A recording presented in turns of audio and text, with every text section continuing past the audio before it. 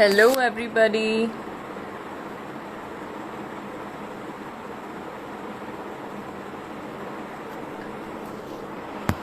Hello, everyone. Welcome to my series called A Step to Entrepreneurship. Thank you for being here today. This series of mine is a session of live series that I will be hosting every Sunday for the next for 4 Sundays, today being the second. So through this series I aim to share with everybody listening how these entrepreneurs that I'm hosting have made a tremendous mark for themselves in their respective fields and what their journey has been so far. So speaking from experience, the hardest step for any of us, any entrepreneur, is that first step to actually become one. And through all of our journeys, through all my guests' experiences, I hope you feel empowered and you feel motivated to take that first step of yours as well. Before I invite our guest for today, I'd like to just introduce her. So Sanjana Chatlani is the founder of the Bombay lettering company. She's an ex-corporate employee from the luxury brand management space. Sanjana is really an ideal example of somebody who turned her passion project into her ultimate entrepreneurial journey. And when she realized her love for calligraphy and lettering, she started using it as a form of stress relief, which actually encouraged her to learn more and take up small projects even.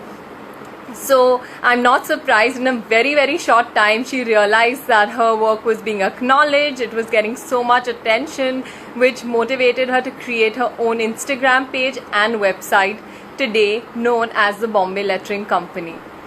Other than that, she works with tons of corporates, brands, individuals, does a lot of wedding work as well. And Sanjana also teaches pointed pen calligraphy across the country and has now also set up an online store for calligraphy tools, supplies and accessories, and you should definitely check it out. We're going to post the website here soon. Some of her clients include Jimmy Choo, Michael Kors, Rolex, The Wedding Filmer, Ritz-Carlton, LVMH, Future Group, and I can go on and on and on. And she was also officially associated as a celebrity calligrapher for Priyanka Chopra and Nick Jonas's wedding. So I'm super duper excited to chat with Sanjana today, and I hope you guys enjoy this chat. Let me bring Sanjana on now.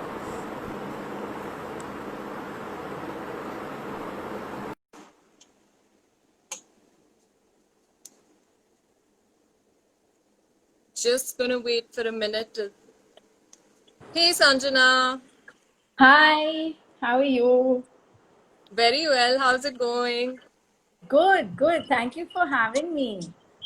Not at all. In fact, when I was doing this, I remembered your story and I've heard you share it a number of times, and I felt like it's so empowering for people to hear this. You actually set foot into something which was unheard of and made a tremendous impression in that industry. So it's really nice having you here. Thank you. Can you hear me okay and see me okay? Because I feel Ye- sometimes Instagram acts up.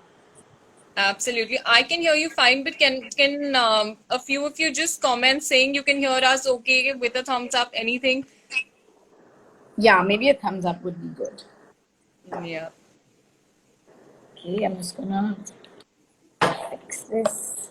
Okay, I think we are audible. Yeah. Okay, perfect. Thanks, Roshni. Thank you, Akash. All right. So, Sanjana, I'm not going to waste any more time. I think everyone's super excited to hear your journey. And like I already mentioned, there's this, you really set foot into something that was unheard for. So, how did you take the first step to your journey? Firstly, I think this initiative that you're doing is really interesting and really nice. I think for all of us, including, you and me, it's always nice to hear someone's story, because Right. there are so many things we can sort of catch on and relate to and learn from and get inspired, which is why I love listening to a lot of other people's entrepreneurial journeys as well. Right.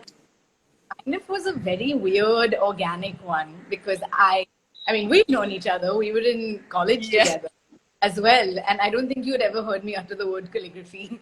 Yeah, no. We always knew you were really creative, but didn't ever know about this. Yeah, so I'd always loved art and I'd taken fine art as well in school and visual arts in high school.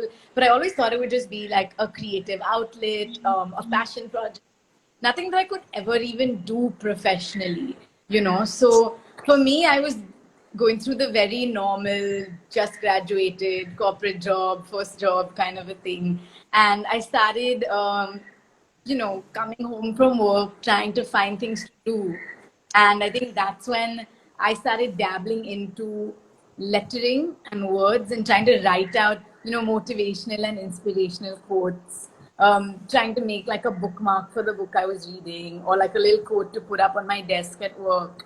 And it's kind of through that very, very naturally that I started following lettering artists and calligraphers online. And that's when I was exposed to this world and realized that it is unbelievable and there is so much to it. So it really, really attracted me to that whole space to be like, oh wow, like calligraphy is not what we kind of thought it was, like just, okay, fancy writing ink on paper, bus. It's so much more than that. So for me, that was my first sort of, I think, intro into the whole world. And then, of course, the interest kept getting bigger and bigger, and I started like researching more. Yeah, one thing sort of led to another. So you did go and do a lot of courses, if I remember correctly, as well.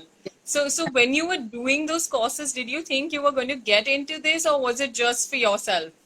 It was for myself.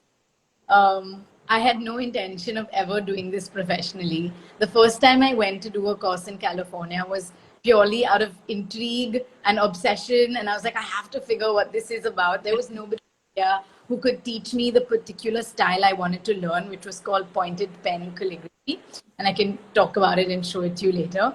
And then I found some artists in California and I realized that as a community, they're very, very helpful and welcoming and warm. And I just wrote to a few of them and I was like, listen, I want to come and learn. Can I just do a workshop? So I just did a workshop for fun. And I think that's when I was hooked. So for a few months, I did a couple of workshops outside the country, but with no intention of making it a full-time business. I was just doing it like trying to club in a holiday or find an excuse to make a holiday out of it. But that's about it at that time. Interesting. So you were you working when you actually took I think your Instagram page and your website went on while you were working, right? So how did you really manage the two? It's really funny, but I had dengue and I was in the hospital. Oh wow. Uh, Okay. like September, October 2017. And I was still working at my corporate job and I had just about started doing calligraphy and I'd just come back from California and I was in bed for 10 days, couldn't do anything. And out of boredom, I actually made my logo and made an Instagram account. Because I was like, you know what? Let's just see what I can do with this. And like, why not? I have a week off. Otherwise, work is crazy. I was like, I'm in bed, stuck for a week. Let's do something. And that's actually when I made my Instagram account and officially launched the Bombay Lettering Company. But yes, I kind of juggled the two for a while. That's purely because I didn't ever intend to take Bombay Lettering full time. It was something I thought would always remain as a passion project or like a side hustle or something like that. And I never thought I could, because it's also society around you where people would be like, oh, calligraphy, huh, okay. They're not going to take you seriously. They're just going to be like, cool, she has a hobby. Let's just leave it to that. So you Sure. get influenced also, and you're like, okay, sure, maybe I can't really make anything out of this, but I'd love to at least um, create an account, put up my work, and just see where it goes. So that's when I started doing this for fun on the side, and I had my full-time job also. So for about almost 8 to 10 months, I was doing both. That's amazing. And I'm sure it would have been really hectic considering you were just doing it for fun, but it just kept growing for you. Yeah, but I think I'm sure you know me and the person I used to be, and I was extremely social, and I would love to go out, and I was always like doing something. And the minute I started doing calligraphy, I became this anti-social person, like coming home from work excited to just sit and do calligraphy. I have cancelled numerous Friday night plans to just sit at home and do a client's job or something for a friend, something for Right. a family in those early stages when I was still juggling the two. So I changed a lot, and I started realizing how much I love this.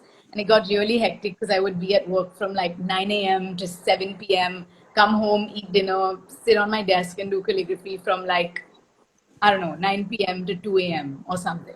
Wow. Yeah. Okay.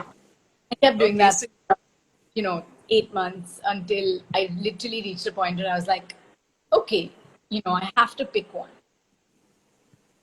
So I'm sure making that decision of picking which one would have been really hard because I think all of us go through that if we work before and then are stepping into something. Do I leave my cushy job? Do I leave this and really step into doing something of my own? There's so much fear that we probably face, that fear of failure, what's going to happen if this doesn't work out, what will happen next. So what was it like for you? What did you think? Why did you think that I need to pick calligraphy? Apart from you loving it, did you feel that it's going to grow or you can make it grow? Yeah. So I think the first biggest struggle and challenge was that I actually loved my corporate job. A lot of people we know just, are always complaining about their jobs. But I actually loved it. So I loved what I was doing. I loved my team. I loved my boss. I was really enjoying it. But then I found this second thing that I also really loved. So it was kind of like tearing me in a way. And for the longest time, I was really trying to juggle the two, thinking I could manage because I didn't want to let go. Until obviously I reached a point where even my friends were like, listen, pick one and then just go all out with that one. So Sure. yes, it was a really tough decision for sure.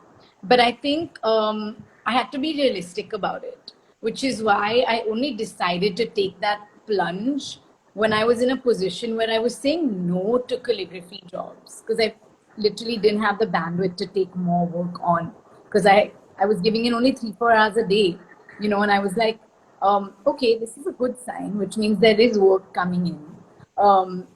Monetarily also, I feel like a lot of us tend to forget the importance of having a stable, steady income coming in.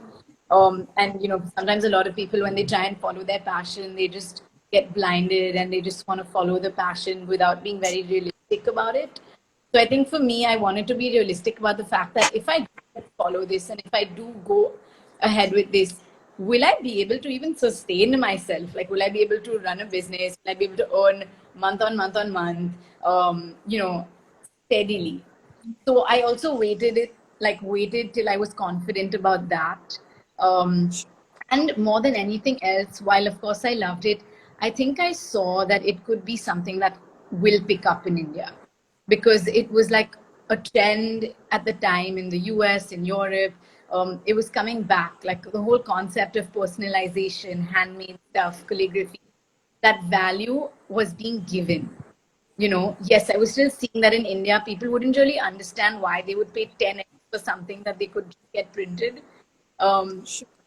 but I started seeing that small amount of people who saw the value in paying 10x and being like, you know what? No, I want something hand done.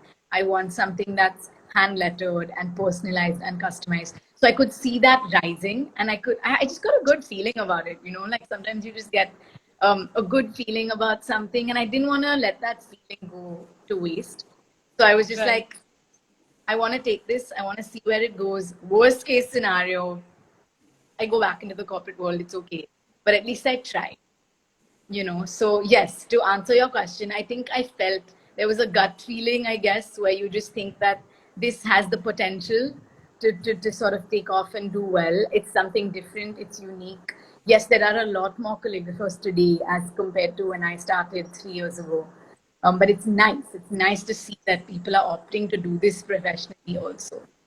um, So yeah, I think that's really interesting because you said that you had that sort of passion to do something. You had that belief that you could make it something, and I think that's what entrepreneurs need to do. They need to have that vision. They need to look ahead and as far ahead as they can at the bigger picture. I think what is also really beautiful, what you said was worst case, I would go back to my job. And that's something that we as entrepreneurs need to accept. That's really the worst case. Do I care? Will it bother me? These are, I mean, this is a really hard thing that comes into your mind, right? That after working for myself, will I be able to go back to somebody else? But yes, I guess you did want to have that sort of regret to not take the risk. for sure. And I had that whole thing of I'm 25 now, if not now, then when? But Absolutely. what you said is true, even that entrepreneurial vision, I guess that's important to have. And the one thing I was quite certain of and sure of was that I didn't want to be an individual artist just taking on freelance jobs. I knew I wanted to sort of make this something bigger. I wanted to make a brand. Also, because I was studying and doing brand management as well at my previous company. So I think the whole idea of building a brand, building something bigger than one person was what I wanted to do.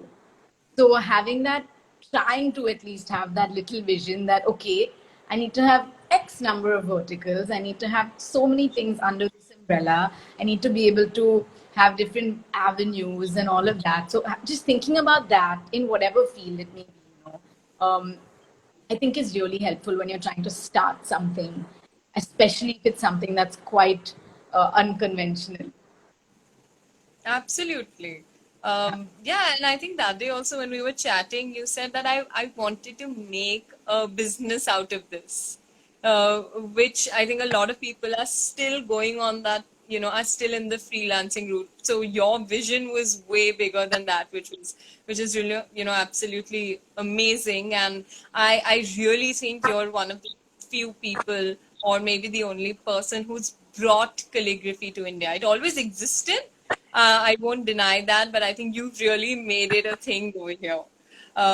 So whether they're event managers, I have to say this, whether they're event managers, I worked in the event space, so a lot of wedding planners, corporate event people. Every time you speak about calligraphy, now that you're saying it's trending here, you're the first name that really comes up. So you really have turned things around. So that's fabulous. That feels great, and that's always nice to hear. But I think, yeah, there are a bunch of us trying to build a community now and trying to really make people understand that, okay, it's not just an art form we're learning to sit at home and write letters, but there's actually commercial value. And then you can do this in a commercial sense also. And it's applicable through so many different fields. Like I have clients going from real estate to events to luxury brands to a dentist's clinic. I don't know. There's because everyone would want something handwritten, hand done, personalized. There's no specific, oh, this is my target audience or this is who I cater to. Because the best part is you can cater to a lot of, different industries also. Um, so that's definitely a fun, interesting part that there's always something new to do and always something fresh to work on. Nice, very cool. So Sanjana, you've gone from just paper to bottles to huge large surfaces. How did that happen? I think that's actually something that excites me the most, working on different surfaces. Because as I said, the minute I wanted to make this a business and a full-time uh, thing, I realized that I have to find different avenues, which is what I told you. And one thing sort of led to another. And the best part is it's the clients who come to you saying, oh, I saw you do this. Can you do this? And they're the ones who actually give you all the ideas because they're like, can you write on this? Can you write on this surface? Oh, you know what? Can you paint my wall? Oh, listen, I have these beautiful steel flasks. Can you like personalize them? And it's only through those requests that you're like, you know what? Yeah, I can work on all these surfaces. I just need to find the right tool. And that's what makes it so fun because you're finding out which tool works best on which surface, what is durable, what doesn't, and it's all about trial and error. I have a lot of students, a lot of people messaging me being like, "Oh my God, how do I do this?" And I'm like, "Trust me, the best way to do it is try, figure it out, get 10 different things if you need to, find the best combination, and it something will work, you know." But so for me, I realized that working on different surfaces is exciting. It broadens the horizon. So I do stuff from, working on wood, acrylic, mirror, leather, faux leather, glass, cloth, fabric, anything. Because we think about it, words are all around us. It's just how creatively we want to use those words to communicate it and bring it out.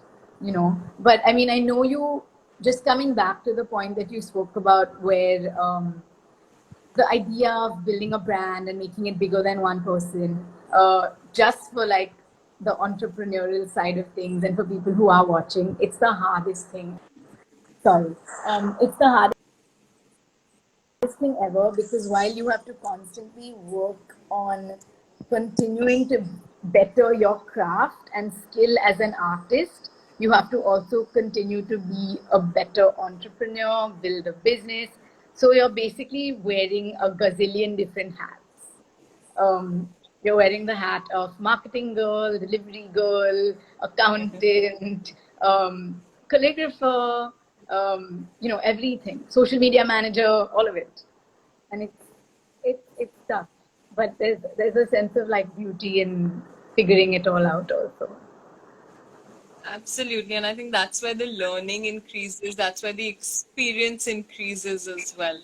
Yeah. Um, this is actually, I was going to ask you next, like what are the challenges that you feel you face with your clients?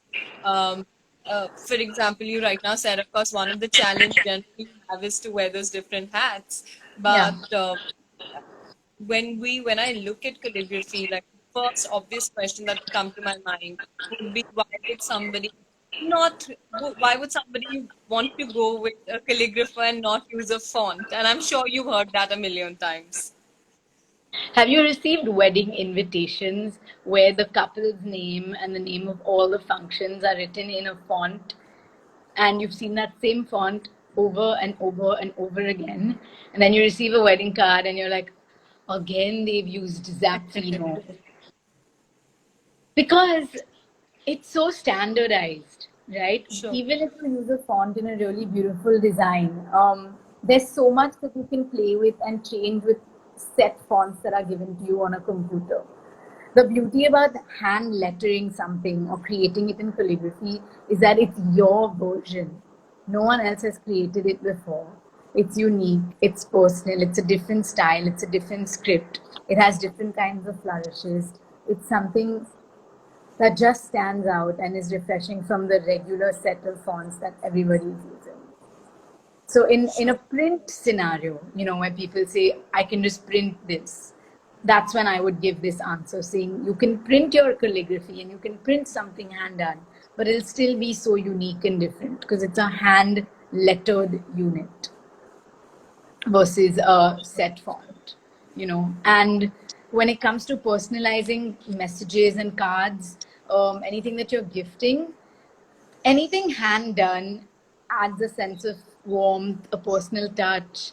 It shows effort. It shows that there's been effort taken to make this particular thing for you, which I just don't think a printed card can do or replace. We're in a world that is so standardized and so digitized that anything done by hand is a breath of fresh air. And I think we all need to try and come back to it as much as possible. Yeah, you're absolutely right, Sanjana, because sometimes we receive a little tag with, from a delivery restaurant also personalized, having your name and saying, have a great meal, you feel really good. So I Right? And it just strikes a chord because it's like, cool, this person actually took the time off to handwrite this. right. Yeah. Absolutely. Absolutely. So Yeah. what is it? How have I've been seeing your stories. You have during this lockdown set up your own studio, right? Yeah. So Yeah. how is that going? What is that space going to be used for by you? And yeah, how have you turned things around during the lockdown for yourself? So the studio actually was something that happened before the lockdown.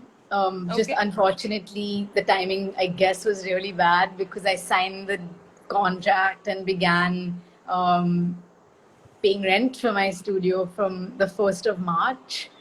Uh, Oh, the downside of it was that I had about 10 days to start doing it up until the lockdown was announced. So I couldn't do anything. So it was just sort sure. of put to rest for 3 months. In June, when things just about started picking up again, I managed, it's a 10-minute drive from home. So I managed to start, just opening it up and getting things done for me to at least move in because I was really excited to do that. So it's just like maybe the first week of July that I started going in and using it full time. It's fully done up now. It's all ready.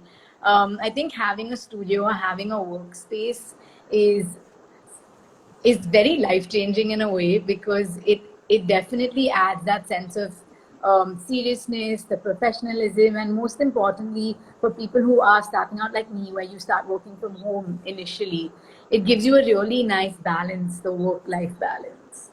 Sure. Where until I moved into my studio and I'm still guilty, we work at odd hours. You're working at 2 a.m. sometimes and 8 a.m. sometimes, and then napping at 3 p.m. if you want, but working till 10 p.m. There's no structure. And I feel the minute I moved into the studio, I'm very consciously creating that sense of a structure for myself.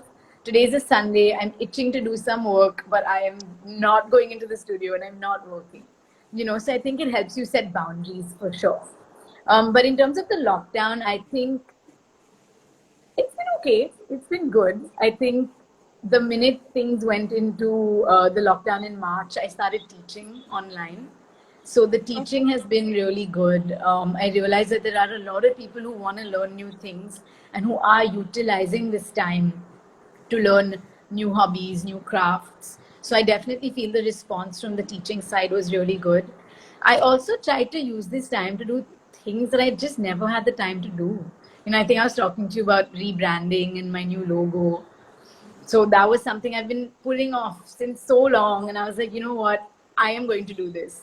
So I actually used this time to work on my new logo, to work on different, like, just brand building, things you want to do for yourself, creating goals, working on the brand. Because what happens in day to day job work, you're so tied up and so caught up in doing your day to day work that you don't have time to think about long term plans and goals and working on your overall business. So I think I've really tried to use this time for that as well. Yeah. That's amazing, and I think one everyone needs that little break. They just don't get it. And having certain jobs before one is accustomed to be working all day every day. Like you said, even now today, you feel like going into your studio. I So think look, for a lot of us who love what we do, work doesn't feel like work. So when my parents and my friends and everyone around me are like, "Are you crazy? Like, stop working." And I'm like, it doesn't really feel like work. I'm just kind of enjoying myself. But I understand that you have to balance everything out, and that's the right. healthy way of doing things. So yeah, Yeah, you have to. absolutely. Yeah, yeah. But also, I think in your case, it's a little different because you said you started doing this as therapy for yourself. So it could be work and it could also be like time to relax.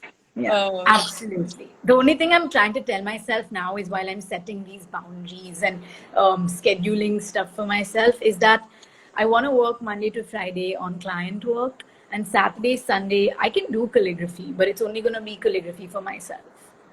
So it's only going to be my practice, my drills, whatever I want to do for myself. But I want to try and stay away from doing client work on the weekend because I think a lot of young entrepreneurs can go into a sense of burnout very quickly, also. And you're so abs- like that adrenaline rush is there where you just want to keep doing, doing, doing. And we need to take those days off for ourselves also. yes, you're right. I think we Yeah. don't have that pause button. No, no. It's start or stop, really. Yeah, yeah, kind of. But I mean, I'm learning so much from so many other artists who I look up to and I follow. And I have an artist friend from Switzerland, and he takes Saturday off, which means he doesn't even look at his phone on Saturdays. Wow. And there are lots of people who do that, where you kind of just disconnect from everything, from social media also, for those 1 or 2 days in the week, because that's just their way of sort of recouping and gearing up for the next week. So I guess Sure. whatever works for everyone. Yeah. Absolutely. But I think, yeah, you're right. One kind of needs that me time now. However, you utilize it is, to each his own, whatever works for them. But Yeah. Sanjana, what do you do every single day to keep yourself grounded? What is that one thing? Don't say calligraphy. um oh, you mean like just not Just as, calligraphy or work related? yeah, absolutely. um wow, honestly, I think it's a mix of a few things. Okay. I find peace in playing with my dog. Oh, So sweet. like, I mean, I have that every morning. That's therapy in itself. I love, we're very family oriented. So every night, family dinner, family lunch, whatever are ways I, love to have my day going in a certain way. Sure. Work wise, I have to make a to-do list. That is my first thing every morning and last thing every night before sleeping, because I have to create that to-do list for the next day, so I'm kind of prepared. When I wake up, I know what I'm going into. And I think an hour of working out. Yeah, just having Interesting. that Which is, hour of some sort of exercise for yourself is really good. yeah. um, yeah, just taking that 1 hour for yourself. It can be anything, but I think for me it's different things. So yeah, I don't think it's just one. It might be many things. That's okay. Like I said, to each his own, whatever works for each of us. Yeah, Um, yeah. yeah, but it's nice to see that you said that you're working all the time, but there still is that kind of balance that I'm you trying to thought. get there. I'm Yeah, yeah, trying. There was no balance at first at all. I'm really trying to get it, because I just feel it needs to be done. definitely. And we I don't realize it, but even being on Instagram, replying to DMs, which I try to do as much as I can, takes time. Trying to talk to your followers or trying to interact with them. I want to do those things, but all my screen time is crazy. I can imagine. Yeah, so there are things that you need to just take that step back and be like, that's it for today, and then move on. But yeah. So you also mentioned that you make your to-do list the previous night for the next day, and I feel like that's so healthy because in the You have morning you to. Yeah, yeah, I think you we know have to do that. There were times when I was working at my previous job, and I used to think that my brain could keep a note of everything. And it's only when I think I really messed up badly once and forgot to do something completely, that I realized the importance of having a to do list. And what I even like to do now with my assistant, and this is something I learned from my previous boss, is having something that we call a project management sheet. So we actually have an Excel sheet with all the ongoing projects we're working on, and we have green for complete, yellow for ongoing, and red for delayed. okay. But you need to find different things that can help you, like different things to really keep you. Because I realized that you need to stop trying to remember things, just put them down. You don't want your brain to be thinking about what meeting you have when and what call you have when you can just put that all down and free your brain up for more, for better things. Absolutely. And I think this Right. this really helps, and I'd like to share this with everybody who's listening. During the lockdown, we feel there's so much burnout that it's really healthy to keep noting things down, because when we're working on our laptops, we're doing housework. When we're doing housework, Yeah. And we may it's think just we're the best impossible. multitaskers in the world, but we may not really be. And it's so easy to just make a note of things and try and be as organized as we can, also. Right. That also And actually not helps too us short. feel less guilty. So For because we sure. do. And set very realistic timelines for yourself. Like, let's not try and fool ourselves and try and commit to doing way too much. I used to do that. Like, oh my god, think I'm superwoman and try and do so many things when it's just not possible. So like, set realistic goals, realistic timelines, but of course be, ambitious, aggressive, whatever, all of that, but not in like a unhealthy way. Absolutely. And I think that's what takes you way ahead, and that's long-term planning. Yeah. And I think setting those long-term goals for yourself sometimes is really, really important. Absolutely. Yeah. Yeah, Yeah. I, absolutely. I I always give this example in my sessions. We have a flight of steps, right? You want to reach the last one, but you have to go through everything. Yeah. Yes, So absolutely. set And that big goal and then break it into smaller ones. That keeps you really going, gives for you direction. sure. And you have to acknowledge the micro successes also. Ticking off Sure. everything on that to-do list for that one day is a micro success on its own.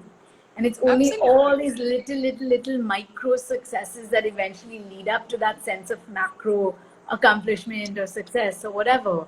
And sometimes I feel we are a bit hard on ourselves, but we have to take that step back and sometimes just give ourselves a pat on the back and be like, you know what, you're doing well, it's okay. Because I Yeah. genuinely feel that hard work, very, very hard work and determination and having that little sense of your vision will never fail you. You will you will get what you want if you're sincere about it and just work really hard. I don't know. Absolutely. Absolutely. So, Yeah, I think. Yeah. Sanjana, with that, I just want to ask you, what are your future plans for the Bombay Lettering Company?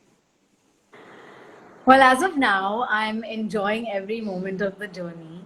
I started by doing calligraphy for friends and family. I moved into creating a little passion project of a brand.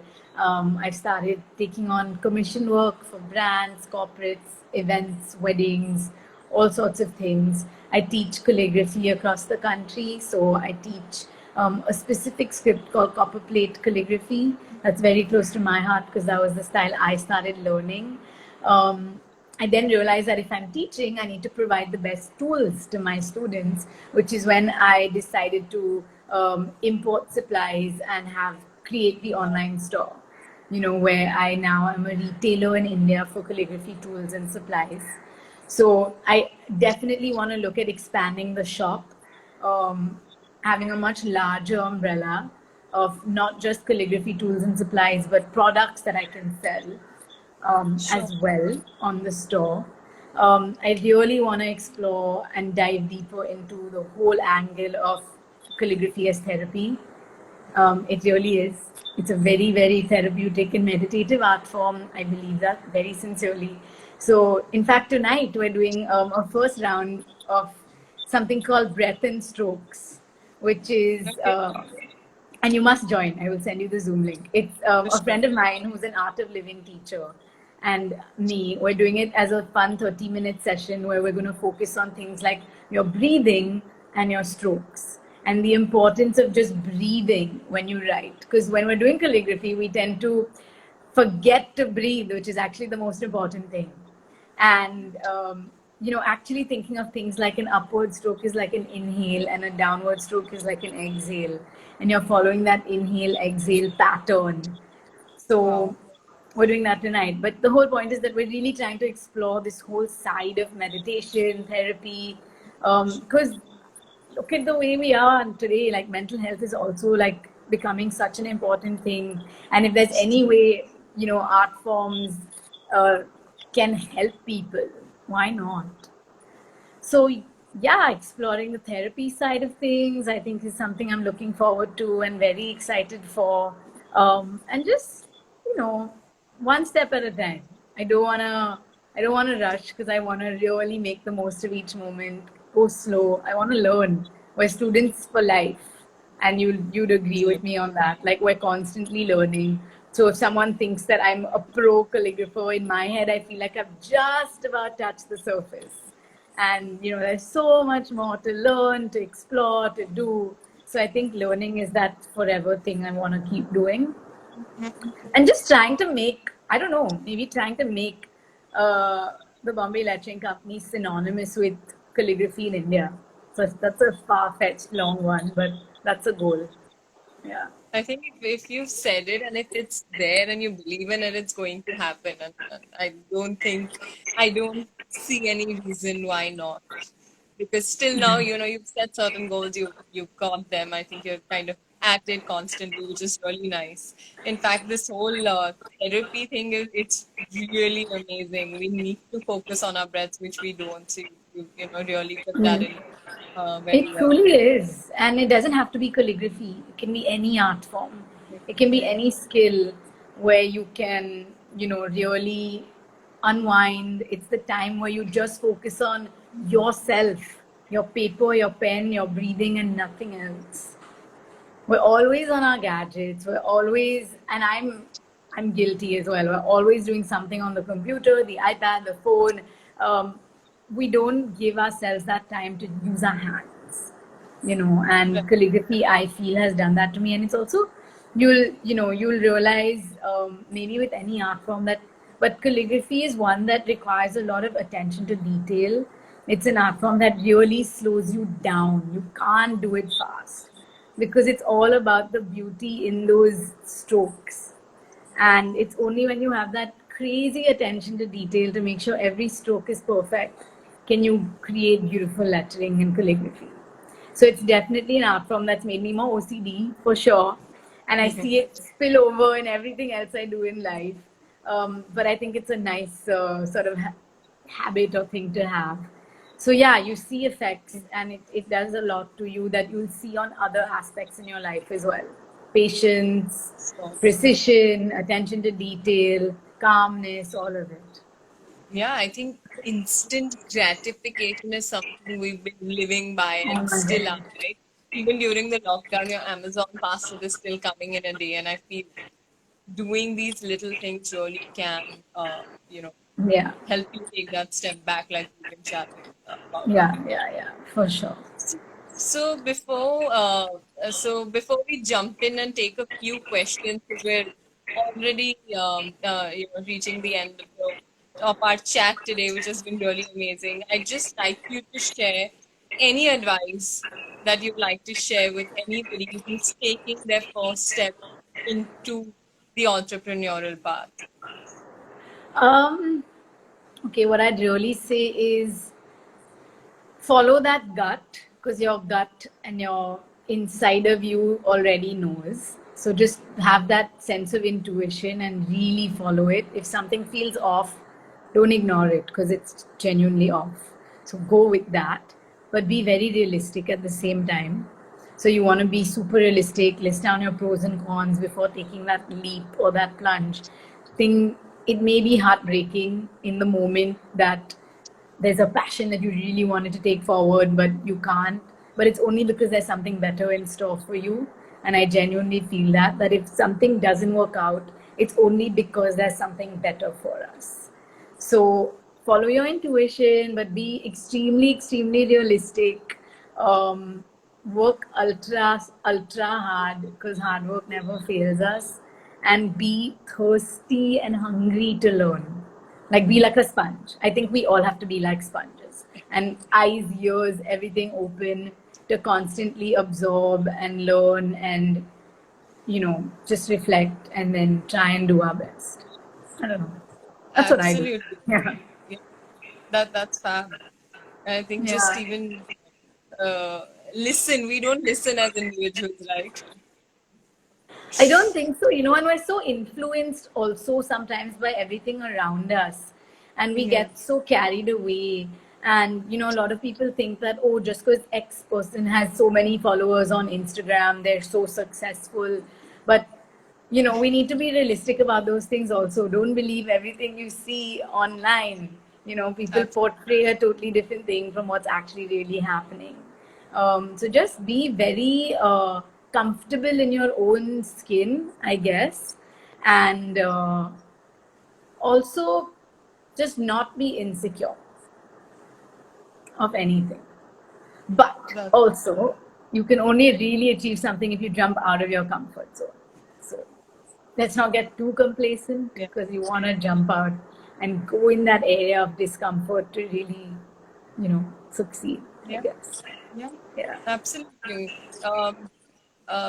Everything does happen for a reason, and we only realize that when we look back and reflect on our journey. So I feel like that's so Oh my important for God, everybody. absolutely. And it's so funny when I was talking about this to my parents the other day, and I was like, no, I was trying to go back, and I said, if I never, so I started my undergrad, you know this. I started my undergrad in the UK. I left, I came back, and joined Jai Hind BMM, right? And I was like, if I never came back from the UK, I'd have never joined BMM. If I never did BMM, I would have never gotten my first job at Moët Hennessy. If I never got my first job at Moët Hennessy, where I actually saw people writing handwritten letters going out with every bottle of champagne, because that's what the luxury industry does, maybe I'd have never got into calligraphy. It's so funny, but it all sort of spirals back sometimes. And you ask yourself, and you're like, everything just happens for a reason and kind of falls into place. I know, stupid example, but you know what I mean. No, absolutely. It isn't because I'm sure now when you share this, you were coming back from the UK. I'm sure it wasn't the easiest decision that you made. It was so hard. It was the hardest decision ever.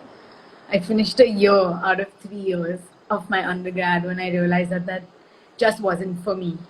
And I was like, I think I can make better use of my time. Um, and yeah, I decided to come back.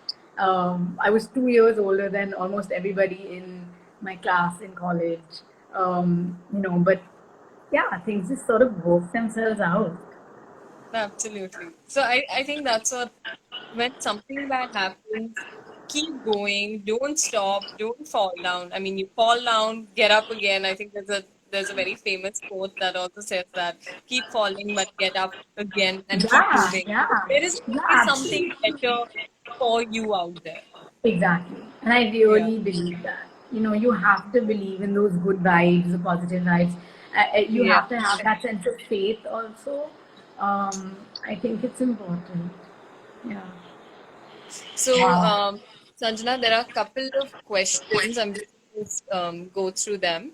So, Yeah. one of them is how did you discover calligraphy art? When did you start practicing it? And when did you start your entrepreneurship journey? We've spoken about this, but you can just Well, share I it would say watch the live again because that's pretty much what we've really spoken about. But I discovered it in 2017. I started practicing then as well, and it was only around mid to end 2018 that I quit my job to really go full time with the Bombay Lettering Company. you. So, Parth is asking what is the most enjoyable part of your job? Um, you know how we spoke about that sense of gratification? The best part with me and my job is that I have that also. It's a job where you give a client something and you can instantly see the sense of happiness and gratitude, and it's the best feeling in the world. So happy clients and people messaging me saying they appreciate what I've done is the Wow. best thing for me ever. Putting that smile on someone's face and knowing that you can do it is really powerful. It feels amazing. Yeah. Yeah. Thank you. Um, okay. Parthi has asked us any book recommendations for calligraphy beginners, especially for lefty. Yes, actually. So not lefty specifically, but there are lots of really good books. Maybe what I can do is give Ankita a list and both of us can put it on our stories after this. Sure. You can take a screenshot and you have it with you. Just a few books. A really good one is The Universal Feminine. There is a book by Eleanor Winters on copper plate calligraphy. There is a book by Sheila Waters on the foundations of calligraphy. So there are a few like must-haves. There are books of Michael Sull that you really, really want. So we can put down a comprehensive list and give it to you. That'll be amazing. Yeah. Um, Thanks a ton, Sanjana. I had a great time chatting with you, and your story will definitely, I'm sure, empower so many people who are listening to take that step into something unconventional. And So, well, before thank we you. end, can you just share any way anybody can reach you if they have any questions? Yeah, sure. So you can email us at contact@bombayletching.com. So my assistant Zainab or I will definitely write back to you. If people have questions about learning, we can help. If you have questions about, converting your passion to your profession as well, more than happy to help with that. I've started something called, which I think I was mentioning to you, the one-on-one private sessions, where it's a very tailor-made session for a person to go over anything they have. It may be doubts in calligraphy, it may be doubts about converting your calligraphy passion to your profession. So that's something I've just started. But the best way to reach us is by email for sure. Please don't feel bad if we don't reply to DMs. I try my best. But if I had to reply to every DM, I'd probably not be doing any calligraphy at all. Yeah. But thank you, Sanjana. Thanks a ton for taking out your time. I know you're probably still wanting to rush No, and do some calligraphy, no, no, but no, I'm not. thank you I'm for chatting. relaxing. I'm relaxing today, and I was so happy to do this. I hope it helped some people, because I know for a fact that when I was starting off, I didn't have enough creative entrepreneurs to look up to in India. It's still very different seeing people outside of India do this, but having artists firsthand in India with that story, I know it was a struggle. So I hope that a community that we're trying to build now in India can help people who want to start their own journey for sure. So yeah. I'm sure that'll happen. Yeah. Thank Great. you. Thanks a ton, Sanjana. No, thank you for doing this, and keep up all the amazing work. I'm excited to see the next Thank few you. sessions you have. Are they every Sunday? Every Sunday for another 2 Sundays. So you were the second Yeah. one we had. So Okay. I did this, I was doing this for a month. We have two more and Yeah. then we'll take a little break and come back. Yeah.